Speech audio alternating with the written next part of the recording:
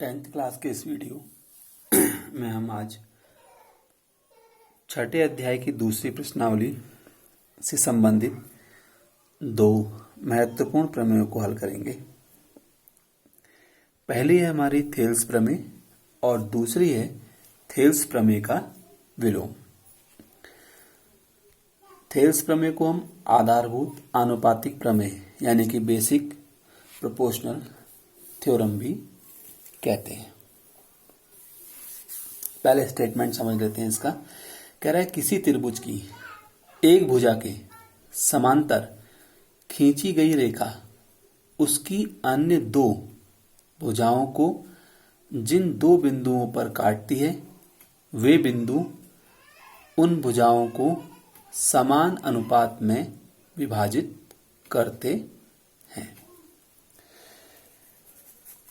जैसे इसने हमें दिया क्या है, ट्रायंगल ABC, त्रिभुज ABC में भुजा BC के समांतर एक रेखा DE खींची गई है जो भुजाओं AB और AC को क्रमशः बिंदुओं D और E पर काटती है।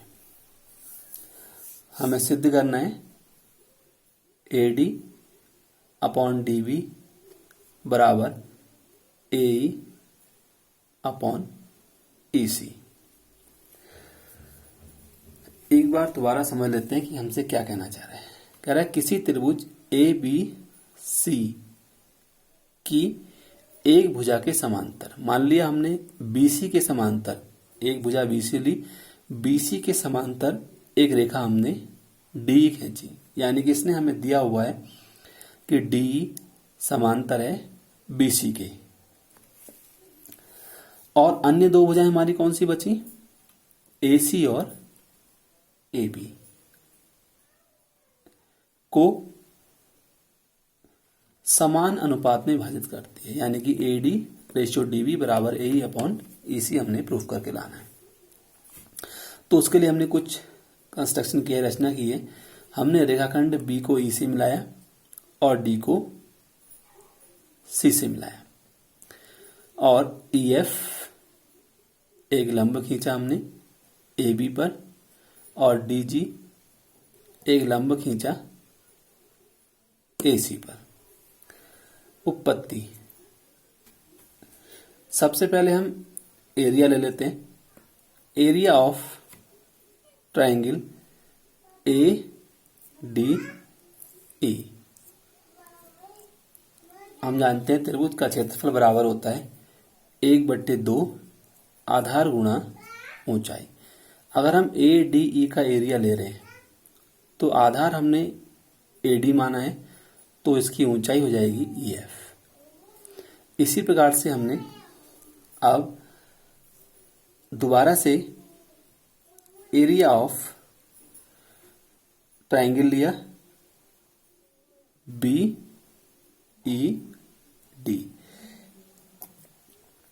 आधार अगर हमारा BD है तो ध्यान रखना है इस साइड में, इस साइड के लिए हाइट जो है हमारी EF ही रहेगी। तो ADE का आधार हमने AD माना था तो ऊंचाई हमारी EF हो गई थी। अब हमने BDE को लिया तो 1/2 आधार BD और ऊंचाई है इसकी हमारी EF। इन दोनों को हमने आपस में भाग कर दिया तो 1/2 से 1/2 कैंसिल हो गया, EF से EF कैंसिल हो गया, बचा हमारा AD अपॉन BD। इसी प्रकार से सेम कंडीशन हमने राइट हैंड साइड में ली, AED यानी कि 1/2 आधार गुणा, अब ऊंचाई हमारी DG होगी और DAE का हो गया। इसी प्रकार से DEC, आधार हमारा EC होगा तो ऊंचाई हमारी DG रहेगी। फिर डिवाइड करेंगे हम सेम कंडीशन में, यानी कि AED अपॉन BED।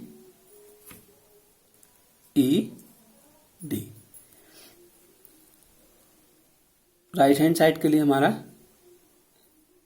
ECD हो जाएगा। जब डिवाइड करेंगे तो सेम कंडीशन वही आएगी, 1/2 से 1/2 कैंसिल हो जाएगा और यहाँ पर हमारा जो हाइट है वो कॉमन है, राइट हैंड साइड में हाइट हमारी डीजी है, तो डीजी से डीजी कैंसिल हो जाएगा, बचेगा हमारा AE अपॉन EC। जैसे इसमें बचा था AD अपॉन BD, ऐसे ही राइट साइड में बच जाएगा हमारा AE अपॉन EC। तो ये हमारे समीकरण नंबर 1 और 2 आ गई। अब यहाँ पर हमने नई प्रमेय लगाई है जिसको हमने क्लास 9th में पढ़ा था। हम ये देख रहे हैं कि ट्रायंगल BDE और CDE या ECD का जो आधार है वो कॉमन है, D है, और same parallel line DE parallel BC पर स्थित है। अगर ऐसी कहीं कंडीशन बन रही है तो उनके क्षेत्रफल आपस में बराबर होंगे। तो चूंकि DE पैरेलल है BC के, एक ही आधार और एक ही समांतर रेखाओं के बीच बनी आकृतियां क्षेत्रफल में बराबर होती हैं। तो DEC और DEB का जो बेस है वो हमारा कॉमन है DE, और सेम पैरेलल लाइन यानी कि DE पैरेलल BC पर स्थित इनके क्षेत्रफल आपस में बराबर होंगे। अब यहाँ पर हमने समीकरण नंबर 1 और 3 से लिया। हमने ये देखा जहां पर BDE आ रहा था वहां पर हमने ECD पुट कर दिया है, और AD अपॉन BD ऐसे रहेगा। तो इक्वेशन नंबर 4 हो गई। और इक्वेशन नंबर 3 और 4 में हम ये देख रहे हैं कि जो एरिया है दोनों आपस में बराबर थे, तो 3 से हमारी इक्वेशन नंबर 4 आ गई। अब हमने कंपेयर की इक्वेशन नंबर 2 और 4 की।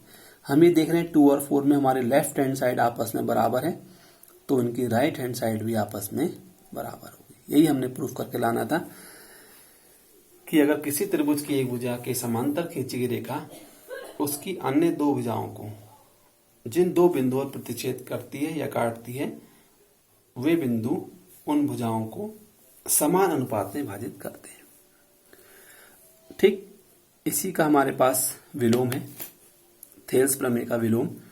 कह रहा यदि कोई ऋजु रेखा यानी कि सीधी रेखा एक त्रिभुज की दो भुजाओं को एक समान अनुपात में विभाजित करती है तो वह रेखा तीसरी भुजा के समांतर होती है।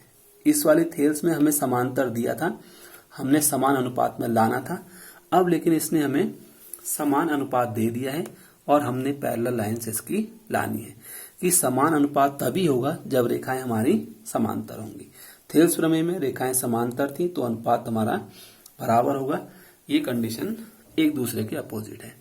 तो दिया क्या है इसने हमें, त्रिभुज ABC की भुजाओं AB और AC को एक ऋजु रेखा DE क्रमशः D तथा E पर इस प्रकार काटती है कि AD अपॉन DB बराबर AE अपॉन EC। ये इसने हमें अब दे दिया है जो हमने थेल्स प्रमेय में सिद्ध करना था। अब हमने सिद्ध करके क्या लाना है, हमने सिद्ध करना है कि ऐसा तभी हो सकता है जब DE और BC एक दूसरे के पैरेलल होंगे।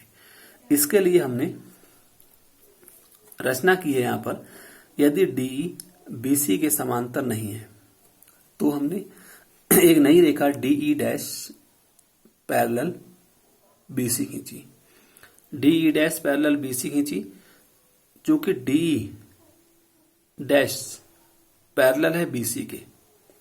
ये हमारे पास कहां से आया, रचना से आया हुआ है।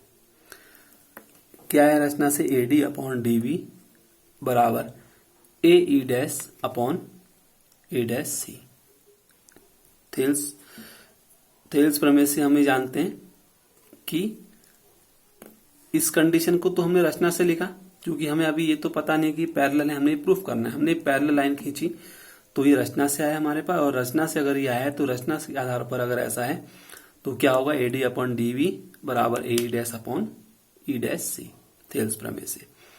अब समीकरण 2 हमारे पास दी हुई है।